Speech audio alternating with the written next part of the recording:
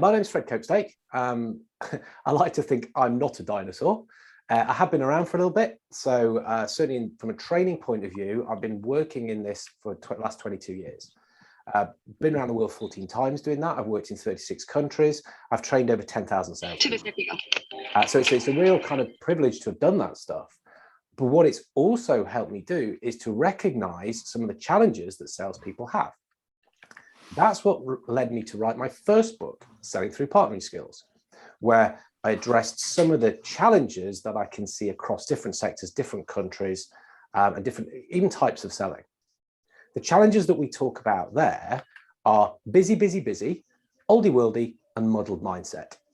So this is the stuff where salespeople are running around, doing lots of stuff, really, really active, but not necessarily effective. Oldie worldy is using techniques, is using ways of working that just don't work anymore. Ineffective as well, but also potentially annoying to customers. And so this is about helping people to get better at what they do.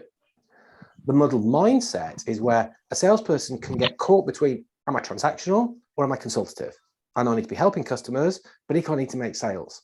And so often management don't help this because they're confusing people in what they should be doing.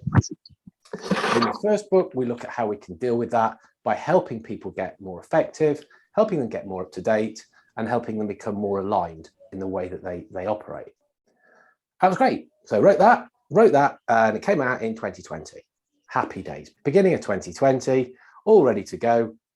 And of course, things happened that caused a massive change. Massive changes went on. So I'm all about helping good people do good things in a good way.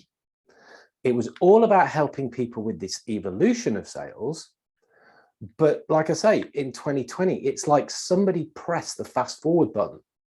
Those challenges were layered up on top by some other things that we start to see. So really, for me, this kind of evolution of sales has sped up that we have to get our head around.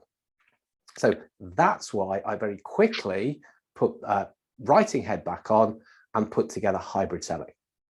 So the book Hybrid Selling is about looking at these next set of challenges that salespeople are also facing.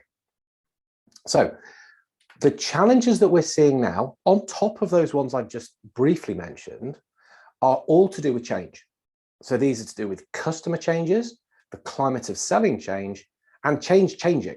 So yeah, kind of sounds a bit paradoxical, but we'll talk about what those mean. So when we talk about customer changes, the kind of things that are making these happen are that customers are more advanced, they're more biased, they're more confused.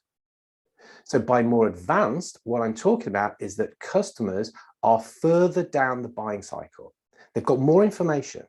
They're more sophisticated than ever. The stuff is out there. And salespeople are going to have to add a different type of value. Salespeople are also customers are also more biased. And by that, what I mean, they're biased towards the things that they like. Another way of putting this would be that they're more demanding. They've got higher expectations. They know what they like what they want, and they're going to do things to try to be consistent with that. A lot of them will try to solve their own problems. And so with being more advanced and more biased gives more challenges to salespeople to try to do the right thing for customers. However, there is a paradox in that customers are also more confused. We live in confusing times. There's lots of stuff going on that none of us have ever had to deal with. And so this is something that they're trying to get their heads around. I like to use the acronym VUCA: volatility, uncertainty, complexity, and ambiguity. That's something, it's an old military expression, military model from back in the end of the Cold War, where the military weren't sure really now who the enemy was, how the enemy act, what they need to do. But it absolutely applies in the world that we're living in now as salespeople. Now, customers are facing volatility, uncertainty, complexity, and ambiguity. So there are opportunities for us to help with that. When I talk about the climate change, I'm not talking about the environment as such, but it's the climate of selling. So again, this is broken down into a number of areas where we can start to see challenges that salespeople need to overcome. And one of these is choosing the right type of sale to get involved with. There are so many types of sales that salespeople need to work out how they need to operate, it can be incredibly confusing for them. We talk about full cycle sales, or we talk about the SDR AE type setup. We talk about classic selling, consultative selling, value-based selling, enterprise selling, strategic selling. We talk about the negotiation skills, key account management, customer success management. There's lots and lots of different ways that people can approach this job. And it can be very confusing if someone's getting lots and lots of different information, different ways in which they're being encouraged to work. And we need to make sure they're doing the right thing at the right time. There's different techniques aligned with this. So again, some sales companies, some salespeople are still trying to sell through using brute force. They're trying to push, push, push. They're trying to hammer their way home. Others are far more customer centric. They'll focus in on the customer, their needs, their wants, their issues, their concerns.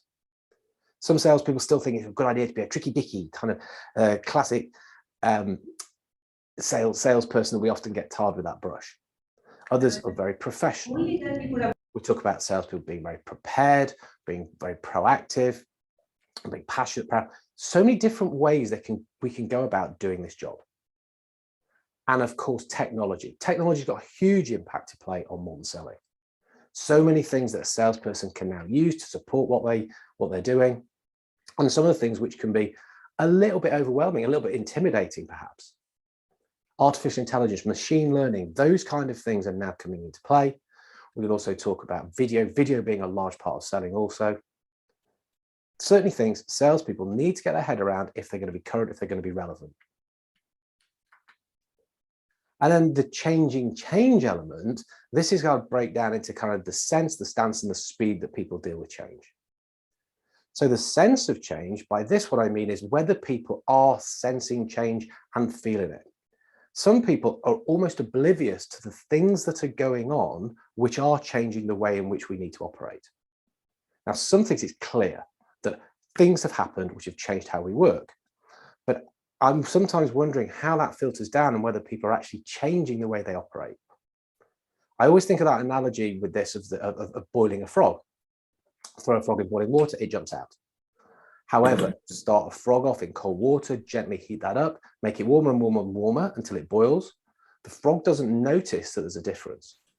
It boils to death. I mean, it's a horrible analogy, but it's one that makes a lot of sense. Sometimes we're like that frog. It's getting warmer and warmer and warmer, and we're not noticing. We're sticking with the stuff we've always done. It's not being effective. This is linked to the stance that people have on sales. And it's interesting to try to work out whether you're a sales initiator or a sales resistor. Initiators love change. They see it as opportunity. They want to get hold of it. They want to do stuff with it. Resistors will push back. They won't like change. They'll try everything to dig their heels in and stay in the way that they've always been working. They're ends of the spectrum. In the middle, we'll see people who adapt. And so this is about how fast we can adapt. How fast can we do that? We think about the theory of evolution. We think about what Darwin talked about. He talked about it's not the fittest, it's not the most intelligent, it's not the strongest. It's the ones that are able to adapt that will have longevity. So the speed of change, again, it's another thing that we need to understand, how fast things are actually happening. That things are just speeding up. It's getting quicker and quicker and quicker. It's at this point I tend to think of Willy Wonka, Charlie and the Chocolate Factory. The piece I think about with Willy Wonka is in the original Charlie and the Chocolate Factory, where they go into that tunnel, they're on the boat. And there's Willy Wonka, and he's talking about there's no earthly way of knowing which direction we are going. There's no knowing where we're rowing or the way the river's flowing. Is it raining? Is it snowing? The wind is blowing. It speeds up. It speeds up. There's a hurricane blowing. There's a speck of light is showing. The danger must be growing. That, I think, is how we are. We're kind of caught in this tunnel where stuff is speeding up. If we can react to it, there's great opportunity. If we don't, if we get overwhelmed, we can get left behind. And I do have a genuine concern that some salespeople are going to miss the bus. I really don't want that stuff to happen. We don't want salespeople to get left behind because they're not able to adapt. They're not able to make the changes, to make the evolutions, to be relevant, to be current.